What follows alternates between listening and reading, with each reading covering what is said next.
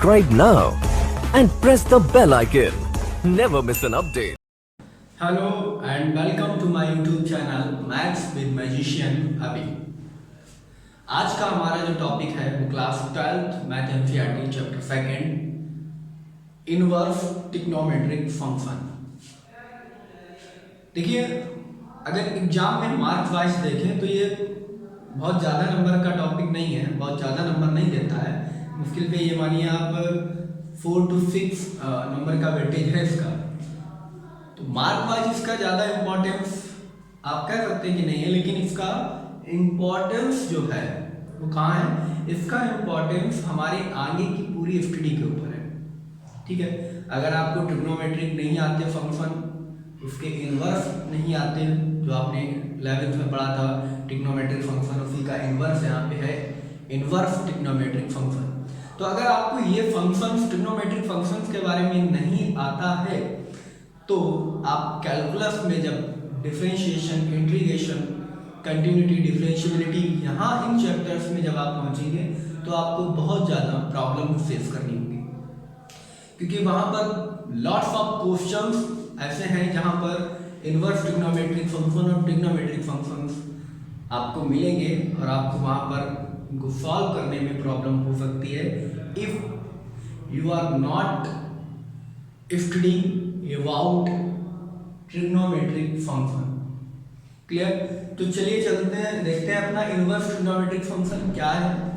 इसको step by step, एक एक स्टेप करके हम समझते हैं। जो क्लास 11th में हमने पढ़ा था उसको थोड़ा रिकॉल करेंगे।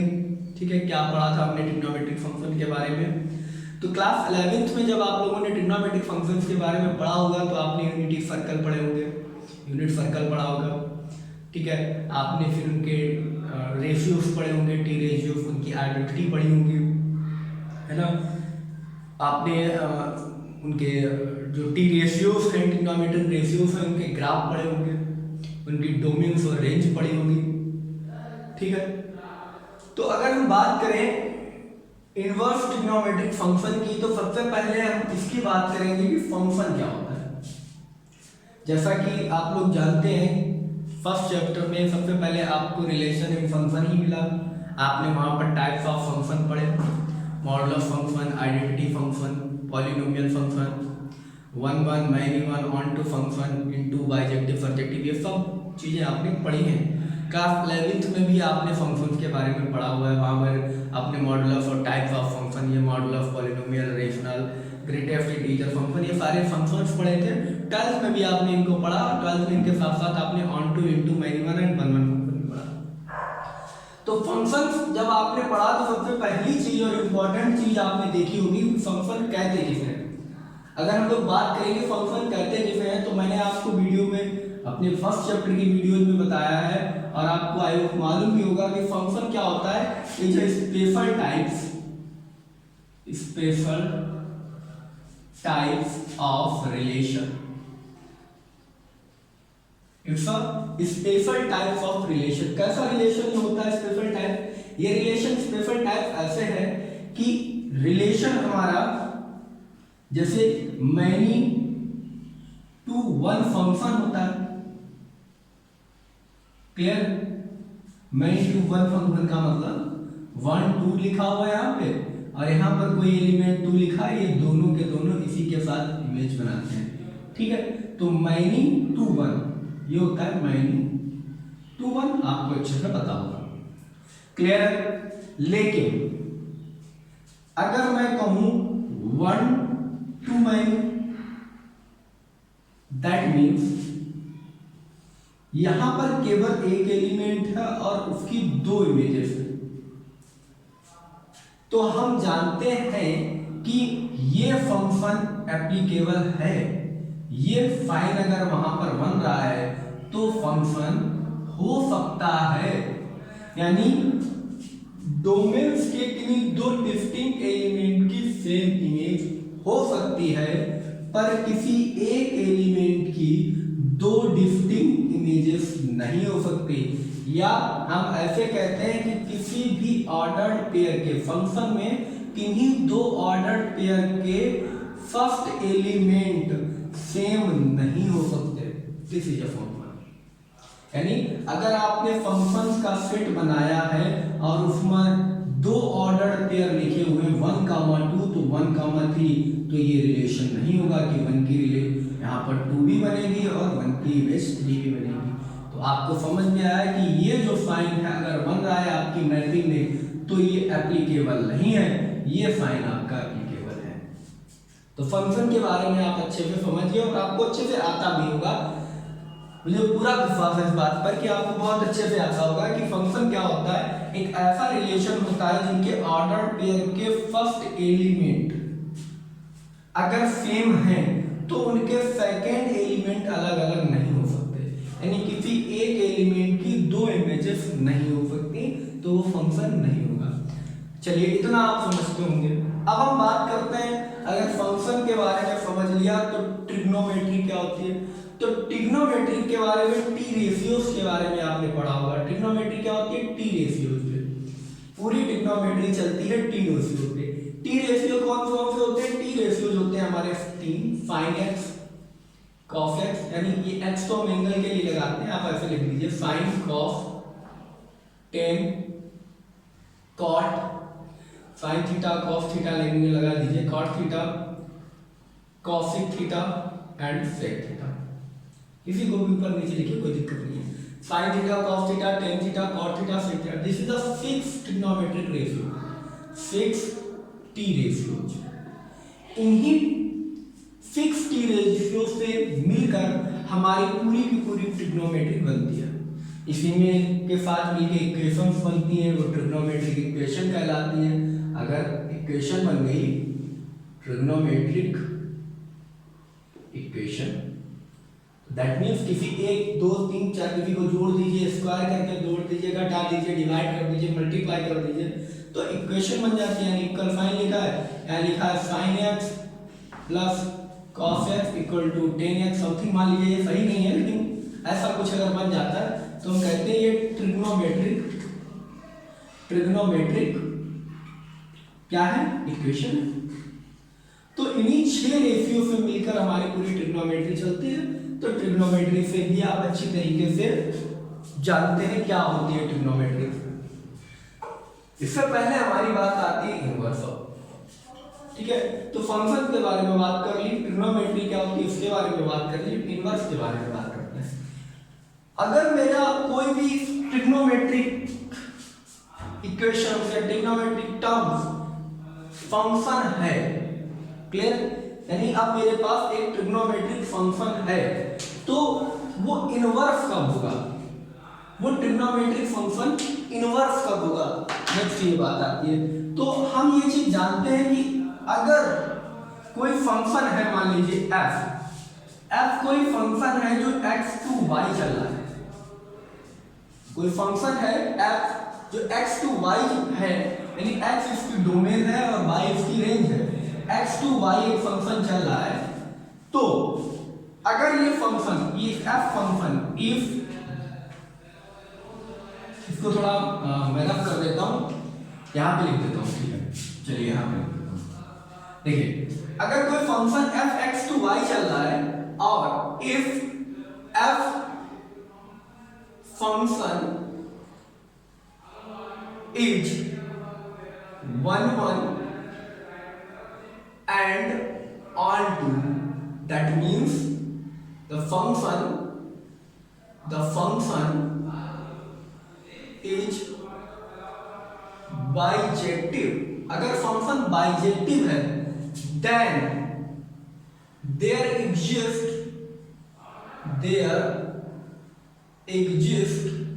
a function g which is y to x। अगर कोई function f x to y है तो वो फंक्शन अगर 1 1 है और ऑन टू है, यानी अगर फंक्शन वो बाइजेक्टिव है तब ही उसका इनवर्स जो है, यानी अब एक फंक्शन हम एग्जिस्ट कर सकते हैं जो y to x चले, ठीक है। और ये मान लीजिए ऐसे लिखा है f(x) = x to y, तो दूसरा फंक्शन अगर ये फंक्शन 1 1 एंड ऑन टू है तो एक नया फंक्शन gy यहां पर बन सकता है जो y टू x वर्क कर रहा हूं, y टू x चल रहा हूं। इसी f फंक्शन को gy इज हम कहते हैं, अगर ऐसा है तो gy is the inverse of the function f। तो ये f का इनवर्स है, gy फंक्शन ही f का इनवर्स है, और इसको डिनोट किससे करते हैं ये भी आपको इनवर्स में मैंने इनवर्स ऑफ फंक्शन में बताया है। It's denoted by f inverse that is equal to gy। Clear? तो g जो है, अब जो इनवर्स आता है, f इनवर्स क्या है, वो gy है। उस फंक्शन के इनवर्स को, f अगर फंक्शन है तो उसका इनवर्स हम डिनोट करते हैं f इनवर्स से, f के ऊपर माइनस लगा देते हैं, और वो f इनवर्स किसके बराबर होता है, यानी वो gy ही होता है, gy ही वो इनवर्स फंक्शन है। क्लियर है? अब किसी फंक्शन जो कि 1 1 और ऑन टू था, उससे एक इनवर्स फंक्शन अगर बनता है gy, तो gy भी हमारा 1 1 प्लस ऑन टू फंक्शन होगा। वो फंक्शन भी 1 1 और ऑन टू यानी बाइजेक्टिव होगा। क्लियर? तो यहां से कंक्लूजन निकल के आता है कि f का इनवर्स g होता है और g का इनवर्स f होता है। ये आपको पहले ही इस बारे में बताया जा चुका है। तो ये इनवर्स है। दैट मींस मतलब क्या निकला कि पहले तो जो फंक्शन है आपके पास ट्रिग्नोमेट्री का, sin x cos x tan x cot x इनसे रिलेटेड वो फंक्शन होना चाहिए। मेरी बात को समझिए, वो आपका जो रेशियो है, जो ट्रिग्नोमेट्रिक टर्मोलॉजी है, जो टर्म्स है, वो फंक्शन होने चाहिए।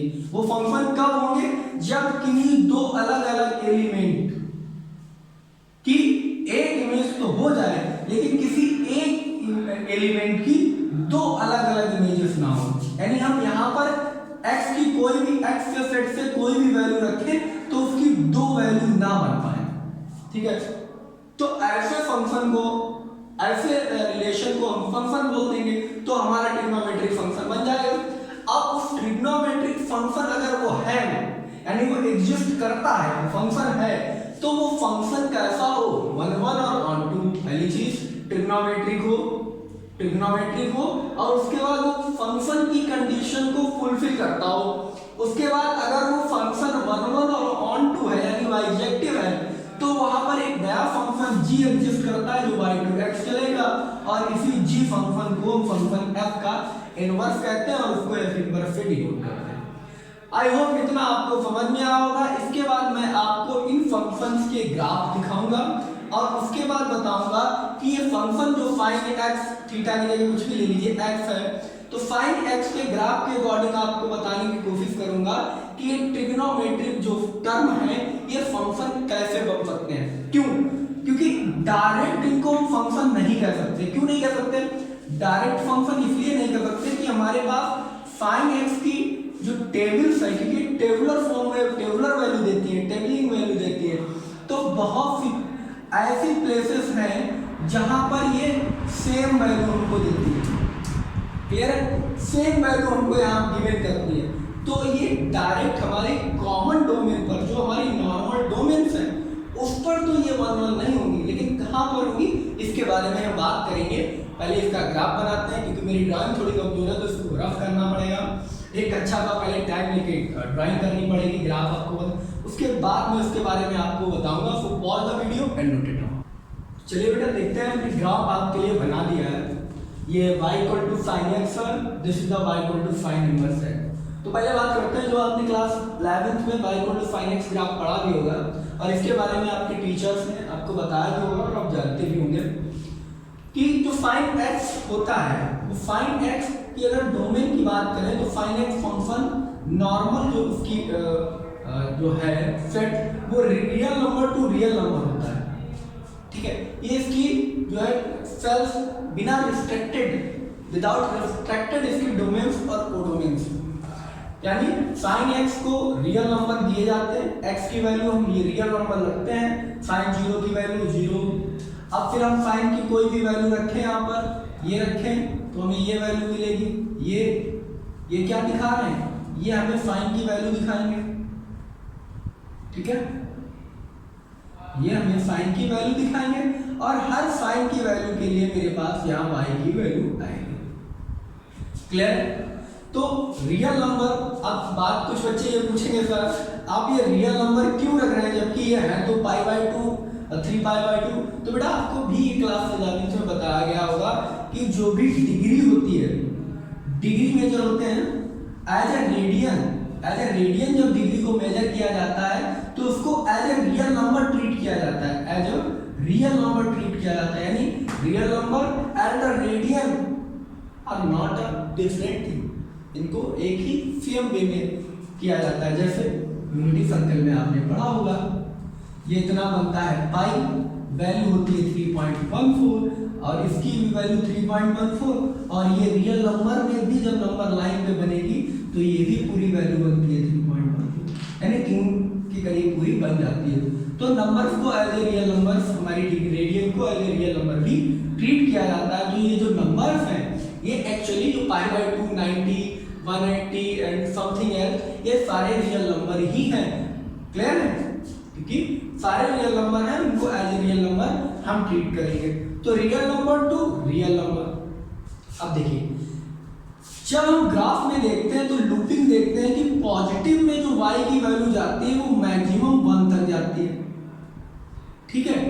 और जब निगेटिव में ये लूपिंग आती है, ये जो लूपिंग है ये निगेटिव में आती है तो -1 तक आती है, फिर ये वापस जाती है, फिर इंक्रीज होना शुरू हो जाती है और फिर y की मैक्सिमम वैल्यू तक पहुंचती है 1 तक, फिर डिक्रीज होना शुरू हो जाती है और ये कंटिन्यूअसली प्रोसेस चलती रहती है। तो यहाँ से हमने क्या देखा कि जो भी हम x की वैल्यू पुट कर रहे हैं वहां पर हमें केवल और केवल 1 से लेके -1 तक ही वैल्यू मिलती है, या हम असेंडिंग ऑर्डर में कह दें तो -1 to 1 वैल्यू ही मिलती है।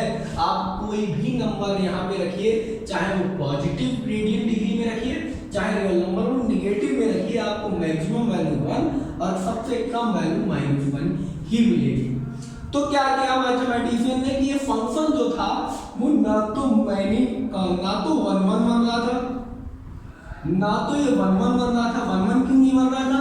1 1 इसलिए नहीं बन रहा था बेटा कि देखिए अगर हम x की कोई भी वैल्यू लें तो x की हमने डोमेन ले ली, डोमेन में वैल्यू ये x फंक्शन में पुट की, तो इसके सामने देखिए अगर हम लाइन खींचते हैं तो बहुत सारी जगह कट करेगा क्योंकि ये लूपिंग तो चलती रहेगी, दोनों साइड इंफिनिटी है, दोनों साइड कहीं खत्म नहीं हो रही, तो ये चलती रहेगी। तो यहाँ पर भी वही सेम वैल्यू मिलेगी, यहाँ पर भी सेम वैल्यू मिलेगी, ये भी सेम मिलेगी, ये भी सेम मिलेगी, फिर यहाँ सेम मिलेगी और आगे भी सेम मिलेगी। तो बहुत सारी ऐसी जगह थी जहां हम x की डिफरेंट वैल्यू रख सकते थे, ठीक है, डिफरेंट रियल नंबर रखते, इसकी कुछ अलग वैल्यू होती। अगर पाई बाय 2 की बात करें तो 90 की वैल्यू यहाँ पर भी वही मिलती, फिर 5 पाई बाय 2 पे वही मिलती, फिर -3 पाई बाय 2 पे इधर वहां मिलती, इधर भी वही, इधर भी बहुत सारी जगह पे सेम वैल्यू रखने पर डिफरेंट x की वैल्यू रखने पर हमें सेम y की वैल्यू मिल जाती। तो हमारे कहने का मतलब ये था कि पाई बाय 2 पर, ठीक है, 5 पाई बाय 2 पर, -3 पाई बाय 2 पर, क्लियर है। बहुत सी ऐसी जगह थी जहां हमें केवल और केवल 1 वैल्यू मिलती। तो देखो ये फंक्शन 1 2 3 बहुत सारे मैनी टू 1 बन जाता, मैनी टू 1 बनता, यानी फंक्शन 1 1 नहीं था ये। अगर ट्रिग्नोमेट्रिक फंक्शंस को हम जनरली ट्रीट करें तो ये 1 1 नहीं है।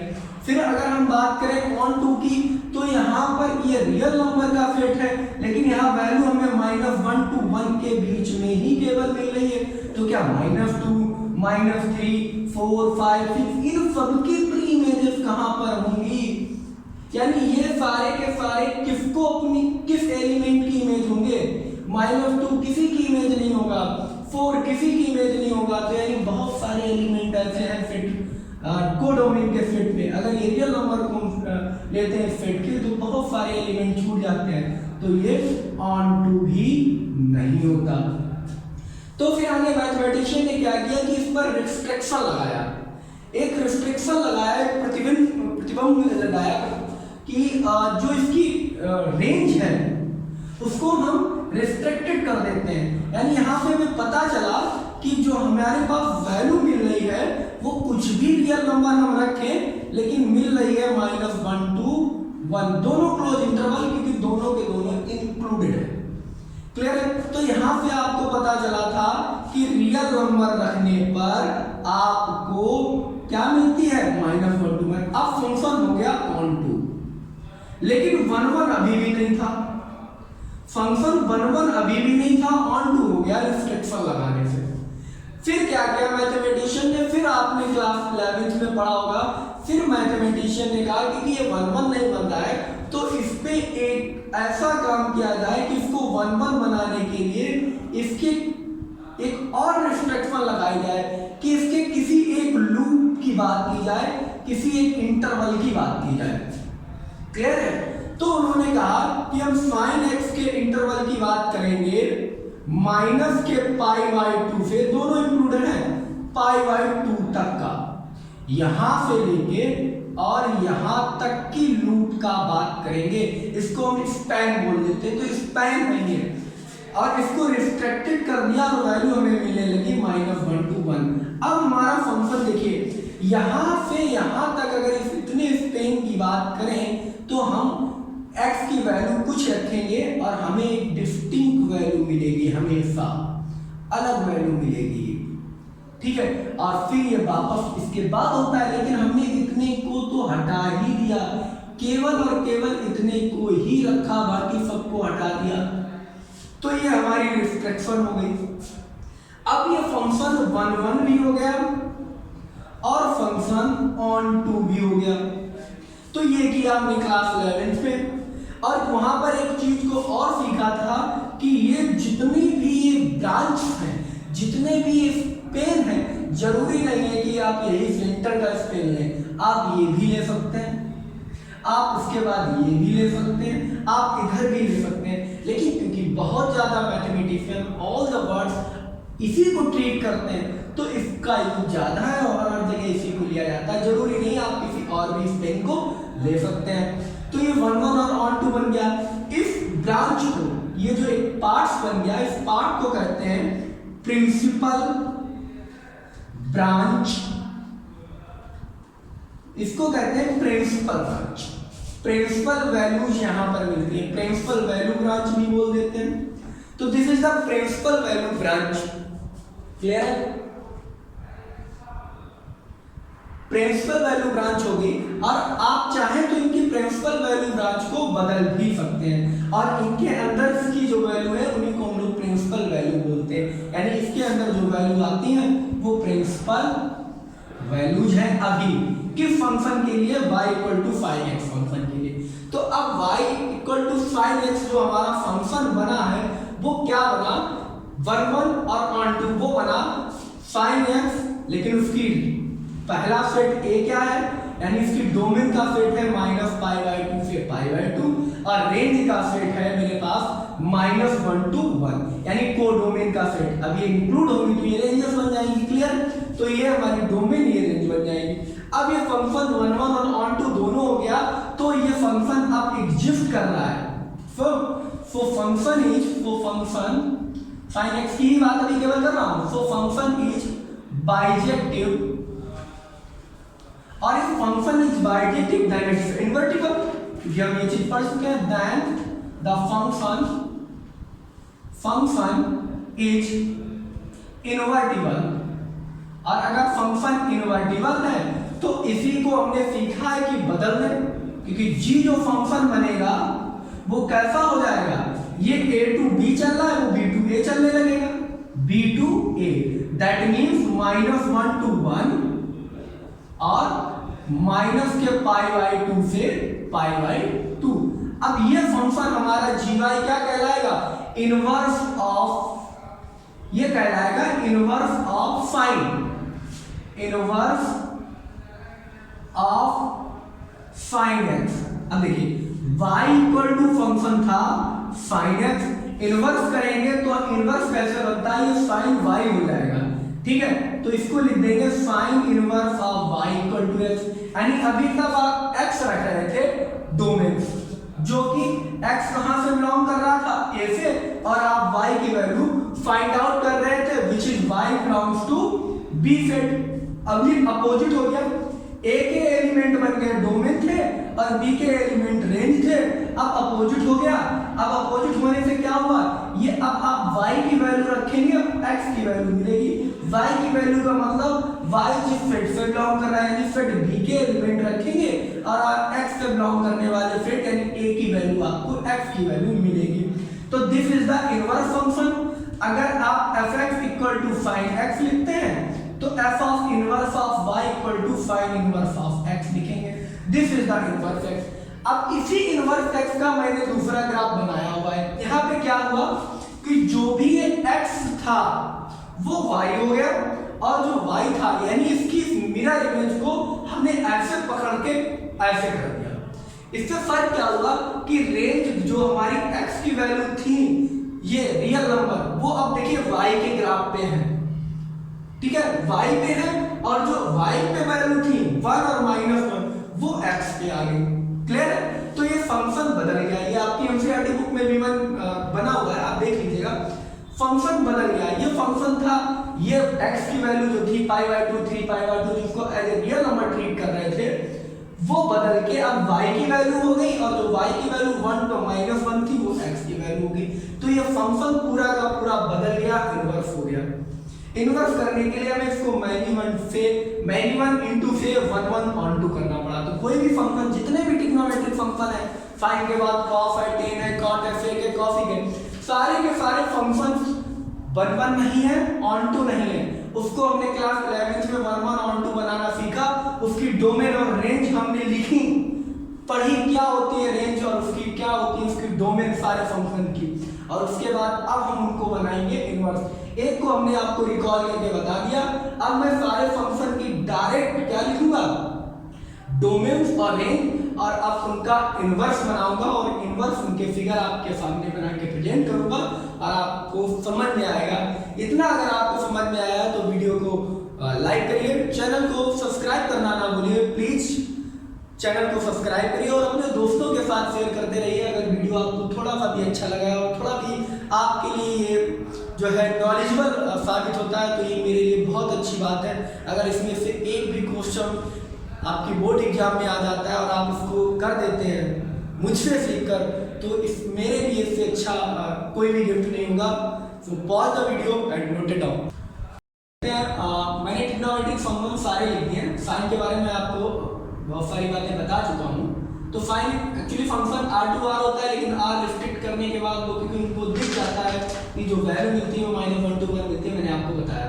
तो r2 जो फंक्शन बन जाता है वो r2 -1 to 1 बन जाता है, cos r2 -1 to 1। तो ये आपने क्लास 11 में फंक्शंस पढ़े हुए ट्रिग्नोमेट्रिक फंक्शन मैंने दोबारा में लिख दिया आपको याद दिलाने के लिए। तो साइन फंक्शन होता है जिसकी डोमेन होती है r, रेंज होती है -1 to 1। नॉर्मल के लिए अभी ये रिस्ट्रिक्टेड नहीं है, विदाउट रिस्ट्रिक्टेड है, इसमें कोई रिस्ट्रिक्शन नहीं लगा है, ना तो ये 1 1 है ना 2 की कोई मैं बात नहीं कर रहा। क्लियर है? ये अभी नॉर्मल फंक्शन है। तो r2 -1 to 1 चलता है, ये रियल नंबर, इसमें π/2 -π/2 और π3 कुछ भी रियल नंबर्स जैसी रेडियन में पावर हम लोग वैल्यू रखते हैं और -1 to 1 हमें वैल्यू मिलती है। 10 में क्या होता है, 10 में रियल नंबर से सारे रखे जाते हैं, पर क्या नहीं रखा जाता, तो देखिए रखा ये नहीं जाता कि 10x इक्वल टू होता है sin x upon cos x। तो जब cos x हमारा 0 हो जाएगा, cos x 0 हो जाएगा तो फंक्शन डिफाइन नहीं होगा, पहली चीज। अब अगर cos x होगा कहाँ पे 0, तो cos x हमेशा ऑड मल्टीपल ऑफ π/2 पर होता है, जैसे π/2 पर, 3π/2 पर, 5π/2 पर, वहां cos 0 हो जाता है। तो 0 हो जाएगा तो ये डिफाइन नहीं होगा, समथिंग अपॉन 0। तो रियल नंबर से वो ऑड मल्टीपल ऑफ π/2 हटा देते हैं। क्लियर है? और उसके बाद जो नंबर मिलता है वो हमें रियल होते हैं, सारे रियल नंबर। कॉट में क्या होता है, कॉट हमारे इसका अपोजिट होता है, cot x equal to cos x upon sin x। तो नीचे sin x होता है, तो जहां sin x 0 होगा, sin x हमेशा n π पर होता है, तो n π हटा दिया, रियल नंबर से n π हटा दिया, हमें हमेशा रियल नंबर मिलता है। फिर sec x की बात करते हैं तो रियल नंबर 2, क्योंकि sec x को भी ऐसे लिखते हैं sec x equal to 1 upon cos x, और यहाँ भी अपॉन में cos x आया तो cos x के ऑड मल्टीपल हटा देते हैं और रियल नंबर से हमें -1 to 1 हटाना पड़ता है, यानी -1 से लेके 1 इनके बीच की कोई भी वैल्यू नहीं आती है, -1 और 1 आता है। क्लियर? इसीलिए इन पे ओपन इंटरवल लगा हुआ है। क्लियर? ये फंक्शन हो गया sec x का।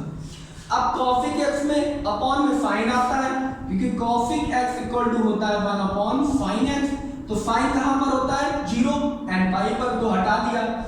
रेंज क्या मिलेगी r से -1 to 1 हटाना पड़ता है, यानी 1 और -1 आ सकता है, बीच की वैल्यू नहीं आ सकती। तो ये हमारे थे फंक्शन। क्लियर होगी बात? ये हमारे फंक्शन है।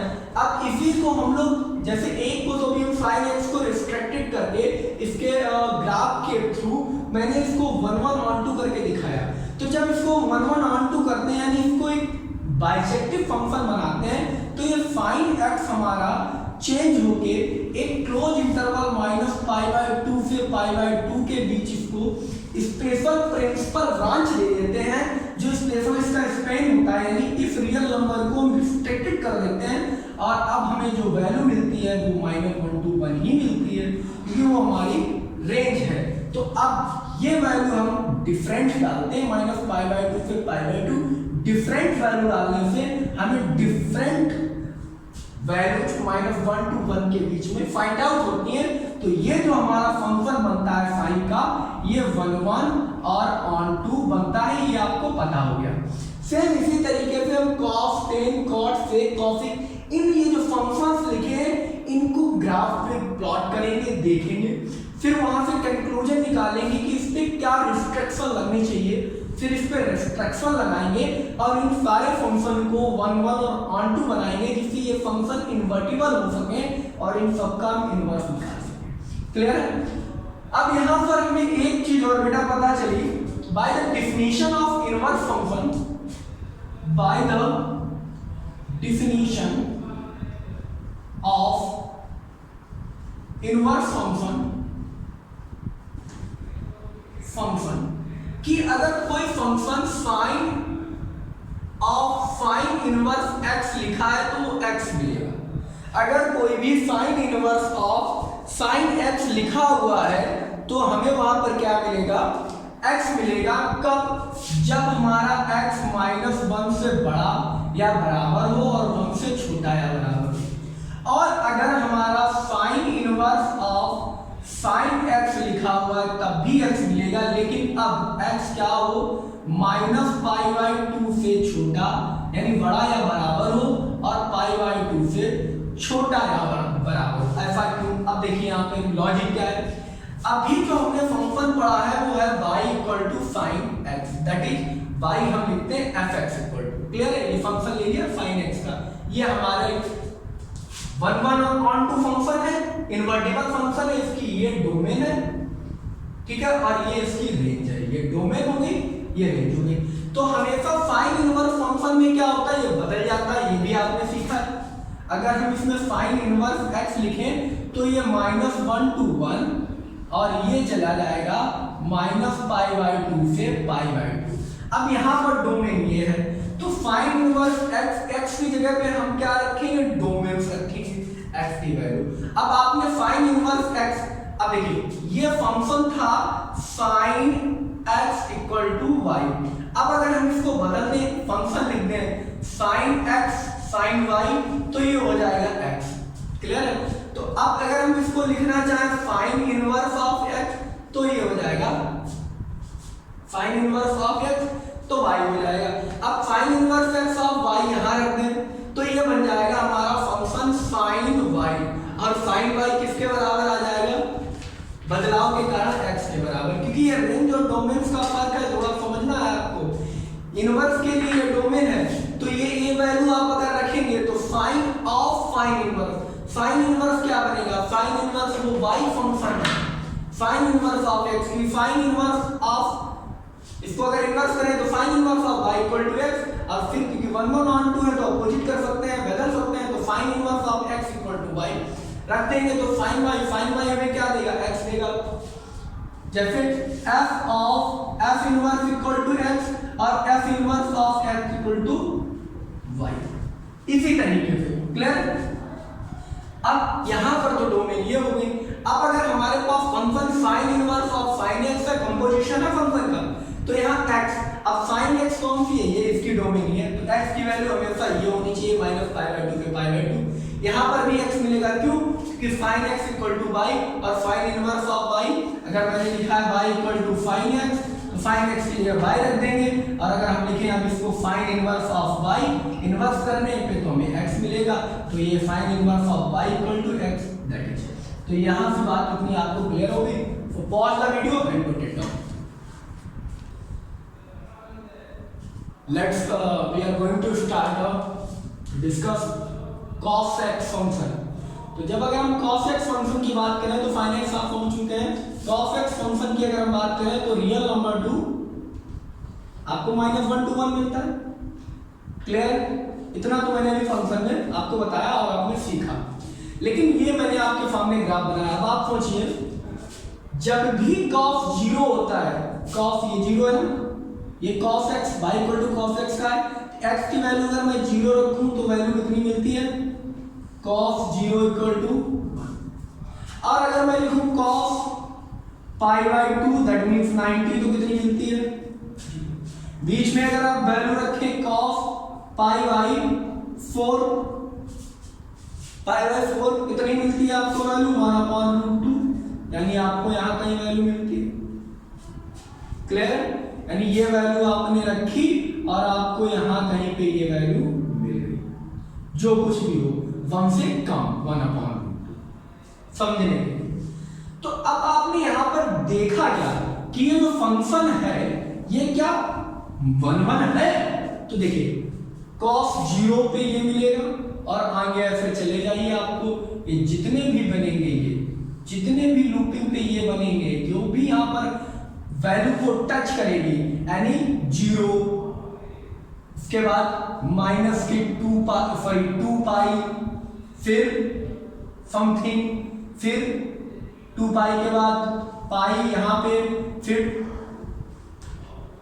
क्लियर है मेरी बात को समझ रहे हैं? देखो पाई पे जी वैल्यू कितनी, कुछ नहीं, पाई बाई 2 पे वैल्यू 0 आ गई, पाई पे वैल्यू -1, फिर 3 पाई बाई 2 पे, यानी odd multiple of pi by 2 पर वैल्यू 0 जा रही है।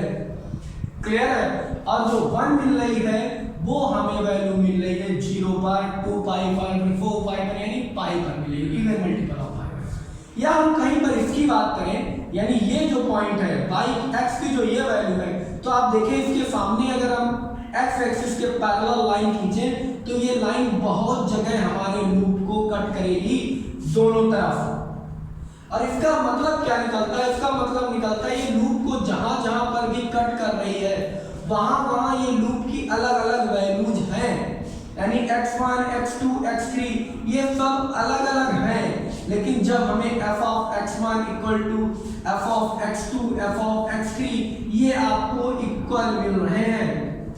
फंक्शन की वैल्यू आप रख रहे हैं अलग अलग, ये कुछ और वैल्यू है x की, ये कुछ और वैल्यू है, ये कुछ और वैल्यू है, लेकिन आपको जो y की वैल्यू मिलेगी वो सेम मिलेगी।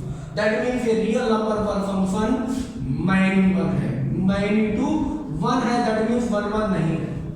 जब ये फंक्शन 1 1 नहीं है तो इनवर्टिबल नहीं हो सकता। तो मैथमेटिशियन ने फिर इसके लिए भी वही काम किया जो फाइन और मान की फंक्शन के लिए क्या रिस्ट्रिक्शन लगाया। उसने कहा इसके लिए एक प्रिंसिपल स्पेन ले लिया जाए जो प्रिंसिपल वैल्यू कहलाए। तो आप चाहें तो कुछ भी ले सकते हैं। ये एक प्रिंसिपल ब्रांच बनी -पाई से 0 तक, दूसरी बनी 0 से लेके पाई तक,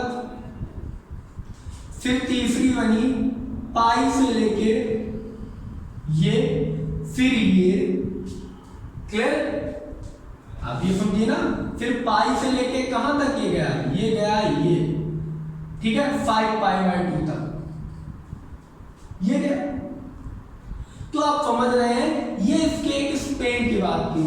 और जो मैथमेटिक्स ने, यानी ज्यादातर लोगों ने, बहुत सारे मैथमेटिशियन ने जो यूनिवर्सली रखा, जिसको माना, जिसपे सब लोग पढ़ते हैं, जिसपे वर्क होता है, वो इसको बोलते हैं ये। इस स्पेन के बारे में बात की जाती है जो कि स्पेन है 0 to pi.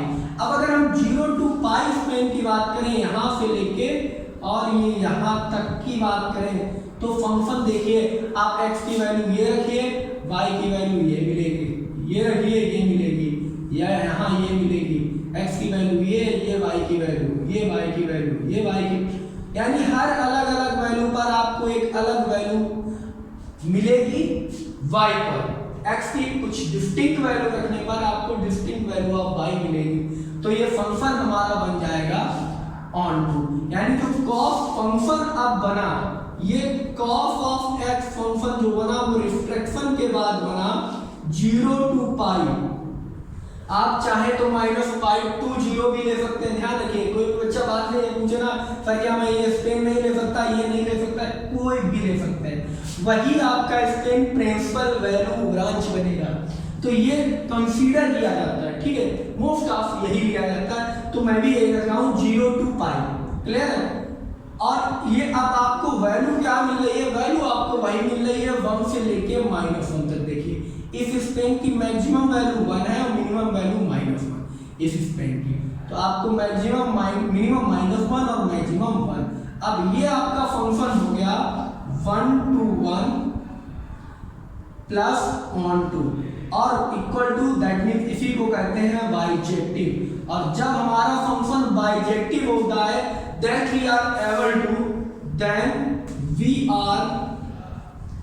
able to find its invertible, या हम इसको नॉर्मली ये भी कहते हैं कि अगर फंक्शन 1 1 1 2 हो गया, बाइजेक्टिव हो गया, तो फंक्शन इन्वर्टिबल है। अब अगर फंक्शन इन्वर्टिबल है तो fx इक्वल टू है cos ऑफ x, जो फंक्शन चल रहा था 0 to पाई से लेके -1 to 1।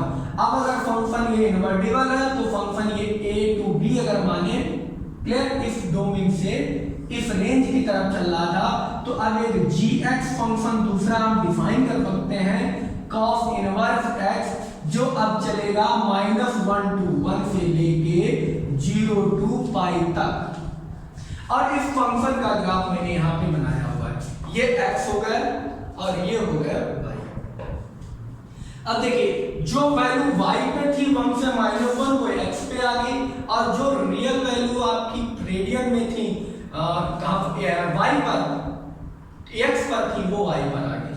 अब देखिए आप y की वैल्यू रखेंगे रियल नंबर, ठीक है, यानी अब आप वैल्यू जो रखेंगे वो रखेंगे -1 to 1, x की ये वैल्यू रखेंगे, और आपकी y की ये वैल्यू π/2 -π3 π/2 ये आपको वापस मिलेंगी, ये आएंगी।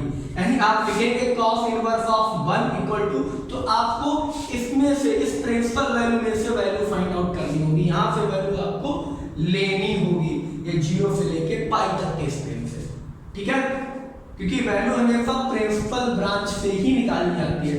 तो अब आप ये रखेंगे इनवर्स में -1 to 1 के बीच में कोई भी वैल्यू, और आपको कोई रियल वैल्यू इसमें से y की वैल्यू इस सेट से 0 to पाई से आपको देखनी पड़ेगी, ठीक है। तो this is the graph of cos x, this is the graph of y equal to cos inverse x। अब इनवर्स यहाँ पे एग्जिस्ट हो गया, तो मैंने इसकी डोमेन को रेंज बना दिया और रेंज को मैंने डोमेन लिख दिया, ठीक है। तो यहाँ पर आप लिख सकते हैं f ऑफ इनवर्स, f का इनवर्स जो होगा वो f इनवर्स होगा, यही हमारा gx होता है, क्लियर है, और g का इनवर्स हमारा f होता है, ठीक है, और इसी को लिखते हैं हम ऑफ fx, क्लियर।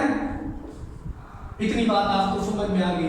अब बात फिर वही आती है कि cos inverse of cos x अगर आपने लिखा तो आपको x मिलेगा, लेकिन कब, जब आपकी वैल्यू -1 से बड़ी और x की वैल्यू, x है ना, तो x की डोमेन रखेंगे, यहां पे लिखिए cos inverse x equal to x मिलेगा, लेकिन x की वैल्यू आपकी क्या होनी चाहिए, ग्रेटर देन और equal to 0, clear. cos inverse की नहीं, cos इनवर्स की डोमेन ये है, यानी x की वैल्यू हमारी -1 से बड़ी और x की वैल्यू 1 से छोटी या बराबर होनी चाहिए। और अगर cos inverse of cos x लिखा है तब भी आपको x मिलेगा, लेकिन x की वैल्यू 0 से बड़ी या बराबर और पाई से छोटी या बराबर होनी चाहिए। जो साइन के लिए था वही cos के लिए। तो ये अब cos इनवर्स फंक्शन बन गया। कैसे बन गया, क्या क्या रिस्ट्रिक्शन लगी, कैसे वैल्यू टू 1 बनाया गया, ऑन टू बनाया गया, सॉरी 1 1 बनाया गया, फिर ऑन टू बनाया गया, 1 1 ऑन टू जब फंक्शन बना तब इन्वर्टिबल हुआ, जब 1 1 ऑन टू फंक्शन इन्वर्टिबल हुआ तो मैंने उसकी डोमेन और रेंज को बदल दिया, फंक्शन को भी ग्राफ पे भी बदल दिया, देख सकते हैं आप, और उसके बाद ये जो फंक्शन बना ये इसका इन्वर्स एग्जिस्ट हुआ। यहाँ पर आप इसकी प्रिंसिपल वैल्यू ब्रांच को बदल सकते हैं, कोई सा भी आप लूप ले सकते हैं, ठीक है। और अब आप इन्वर्स की साइन और कॉस इन्वर्स से रिलेटेड क्वेश्चन भी कर सकते हैं। मिलते हैं अपने नेक्स्ट वीडियो में जहां पर मैं आपको टेन, कॉट, सेक और कॉसेक की ग्राफ के साथ उसको 1 1 ऑन टू फंक्शन बनाकर दिखाऊंगा और आपको उसके इन्वर्स निकाल के दिखाऊंगा। तब तक के लिए आप लगातार मेरी वीडियो को देखते रहिए और अपने दोस्तों के पास शेयर करते रहिए। बेस्ट ऑफ लक एंड मिलते हैं नेक्स्ट वीडियो में। Thank you.